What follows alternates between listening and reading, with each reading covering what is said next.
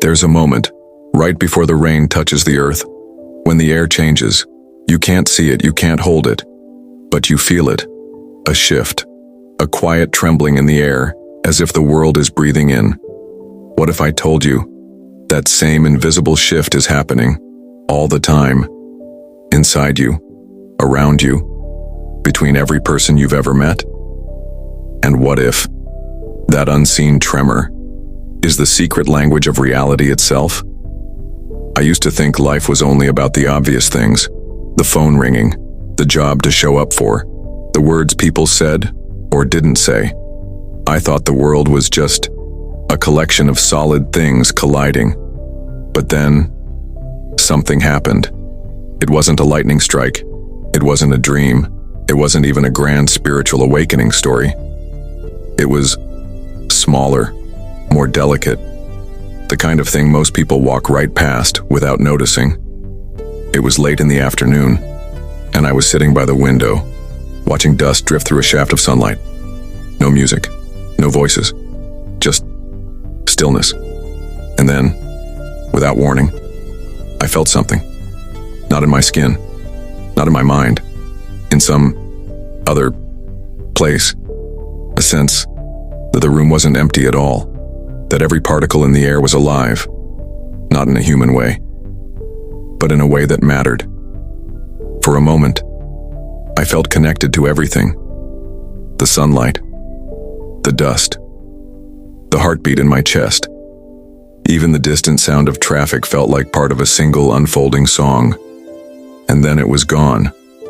Like a dream you try to grab onto, but it slips away the moment you wake. That was the day I started paying attention, not just to what people said, but to how I felt around them, not just to what I could see, but to the tone of the spaces I walked into. And I began to notice something strange. It wasn't the loudest voices that left the deepest mark on me. It was the feeling I carried after leaving a room. Some people left me lighter, some left me heavier, and it had nothing to do with the words they spoke. It was as if they were tuning me, like a string on an instrument. That was my first real brush with the truth about vibrational reality. A truth I didn't yet have words for. A truth so subtle that most of the world walks past it and calls it coincidence or just a feeling. But feelings are rarely just anything.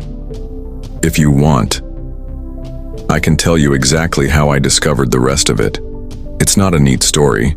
It's not inspirational in the way a magazine would sell it to you, but it's real. And if you've ever felt out of place or deeply connected for no reason at all, you might already know more about vibrational reality than you think. The first time I heard someone use the phrase energy field, I rolled my eyes.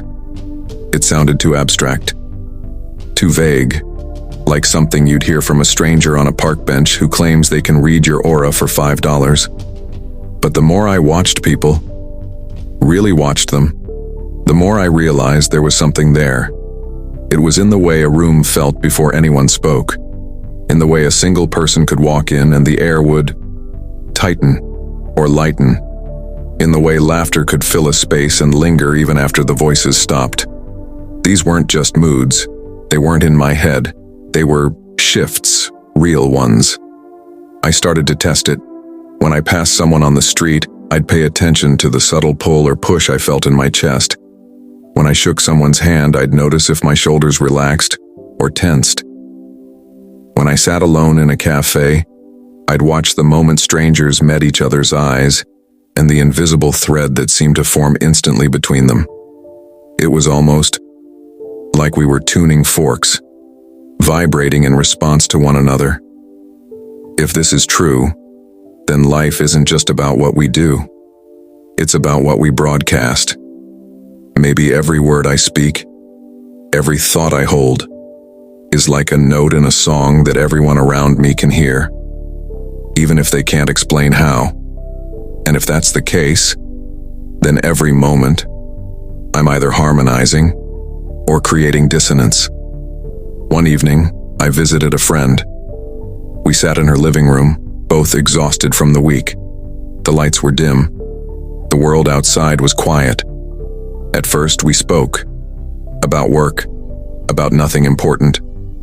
Then the conversation faded and we sat there sipping tea in silence.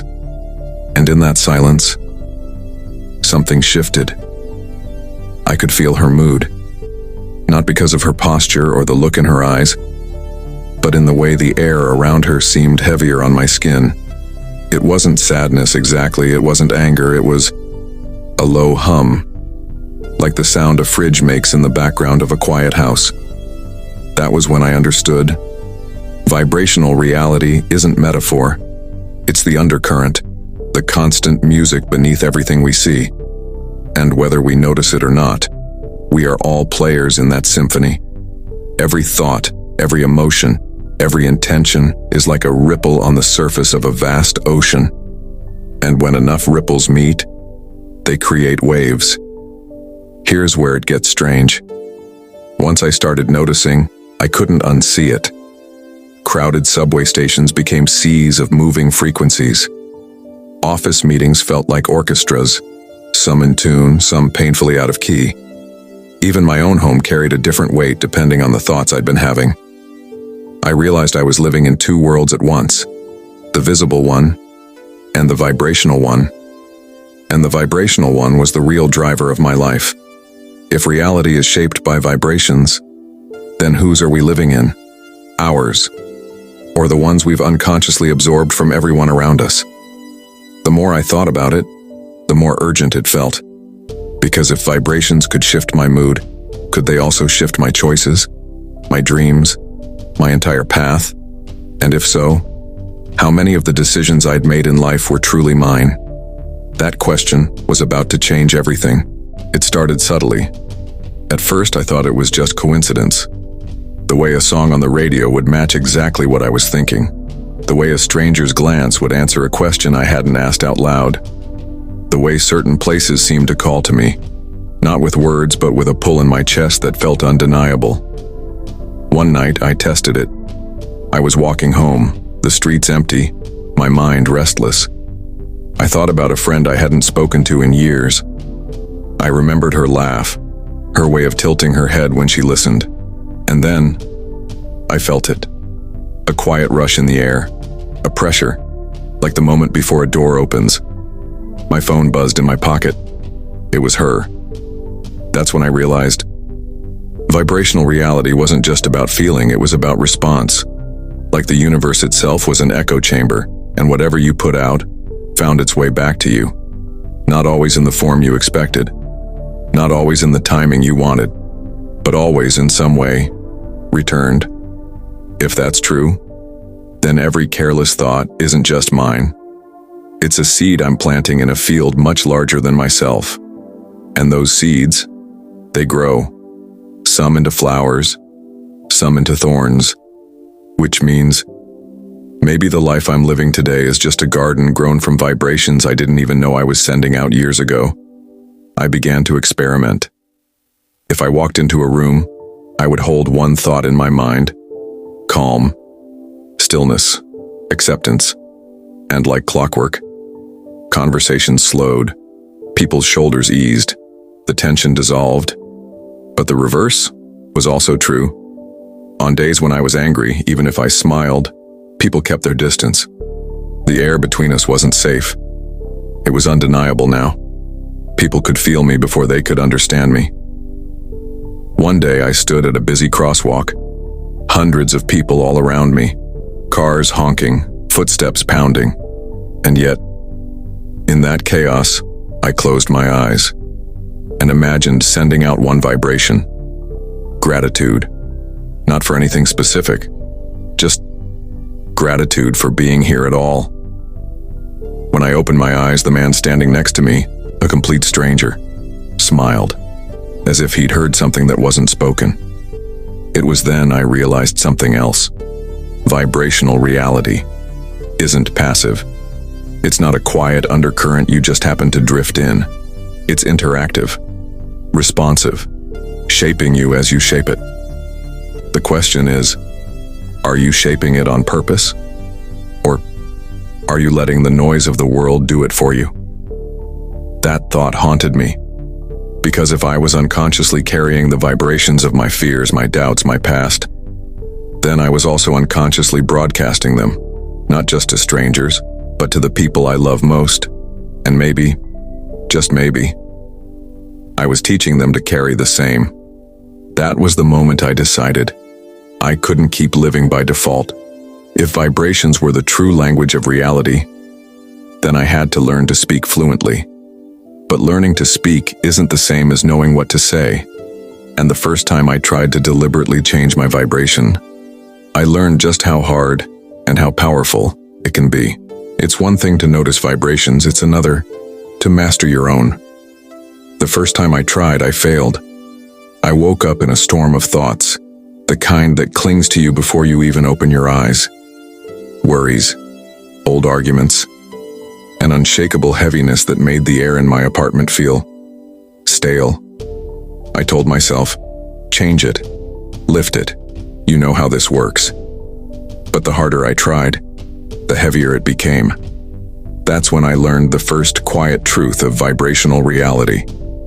You can't fake it. You can't paste a smile over a storm and expect the weather inside you to change. Vibrations aren't about performance. They're about presence. So instead of forcing myself to be positive, I sat with it. The heaviness, the static in my chest, the restless hum in my mind. And slowly, like the slow turning of a tide, I noticed something. The vibration didn't want to be erased. It wanted to be heard. I listened, really listened, not to the words in my head, but to the feeling beneath them. And somewhere in that silence, the weight softened. It didn't vanish. It simply changed shape. That was the second truth. Vibrations respond to honesty. Not the kind you speak out loud, but the kind you hold quietly, when you admit to yourself exactly where you are. Weeks later, I tried again. This time, I woke to the sound of rain against my window, and before my mind could gather its usual clutter, I breathed. Just breathed. And in that breath, I imagined my body as a tuning fork, clearing itself, ringing pure, ready to meet the day without carrying yesterday's static. I walked outside. The streets were wet, the air cool and clean, and for no reason at all, the world felt lighter. Strangers met my eyes more easily. A woman held the door for me and smiled as if we'd known each other for years. Nothing big happened, but everything felt aligned. That's the third truth. Vibrations aren't about controlling the world. They're about aligning yourself so the world no longer feels like something you have to fight. It's not that challenges disappear. It's that your frequency isn't built on resistance anymore. Months have passed since that day. I don't get it perfect. I still stumble, still wake up heavy sometimes. But now, I know. The way the air shifts before rain. The way a stranger's smile answers an unspoken thought. The way a room hums before anyone says a word. It's all the same language, and I'm finally learning to speak it. The hidden truth about vibrational reality is simple and impossible to ignore once you feel it. Everything you are, everything you think, everything you feel is part of the signal you send into the world. You don't get to stop broadcasting, but you do get to choose the station. So the next time you walk into a room or meet someone's eyes or even sit alone in silence, ask yourself, what am I sending out right now? Because the world is always listening, and sooner or later, it will answer. Sometimes, the most powerful thing you can do is simply tune yourself to the life you wish to live, and let the rest fall into harmony.